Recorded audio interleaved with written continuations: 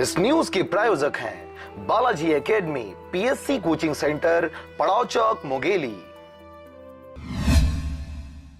दांतों का संबंध केवल स्वास्थ्य से ही नहीं बल्कि हमारे सौंदर्य व व्यक्तित्व से भी जुड़ा हुआ होता है।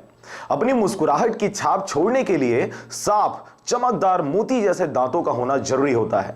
गंदे, अस्वस्थ दांत आपके खूबसूरत व्यक्तित्व पर धब्बे के समान होते हैं। ऐसे में दांतों को बचपन से ही देखभाल करना बहुत जरूरी होता है।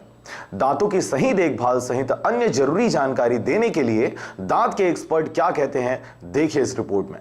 मुख्य स्वास्थ्य संबंधी सारी जानकारियाँ दी जा रही हैं यहाँ इस अस्पताल में, और जो संभावित इलाज हैं यहाँ उनके ज़रूरत के हिसाब से वो इलाज दिया जा रहा है।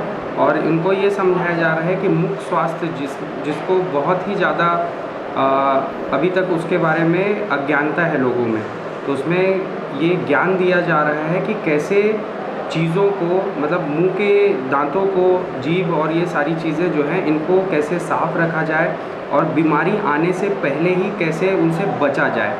हमको मुख स्वास्थ्य में अब ये नहीं करना है कि बीमारी आने के बाद इलाज कराना है, हमको उस बीमारी को आने से पहले ही रोकना है। भारतीय जनसंख्या में दांतों में मुख्यतः 2 प्रकार की ही बीमारियाँ होती हैं। एक मसूड़ों से संबंधी बीमारियाँ होती हैं जिसको हम पेरोडोंटाइटिस बोलते हैं। जो मसूड़े जो होते हैं और हड्डियाँ होती हैं दांतों के जो मजबूती के लिए, उनमें कमजोरी आ जाती है इस बीमारी में। और दूसरी सबसे कॉमन बीमारी है केरीज, जिसको आप दांतों में कीड़ा लगना या दांतों में सड़न के नाम से जानते हैं। ये 2 ही मुख्य बीमारियां होती हैं। दोनों ही बीमारी के लिए एक सावधानी आपको रखना है कि आप जब भी कुछ खाते हैं तो उस खाने को, दांतों में फंसे हुए खाने को तुरंत हम किसी भी अपनी सुविधाजनक वस्तु से उसको निकाल लें।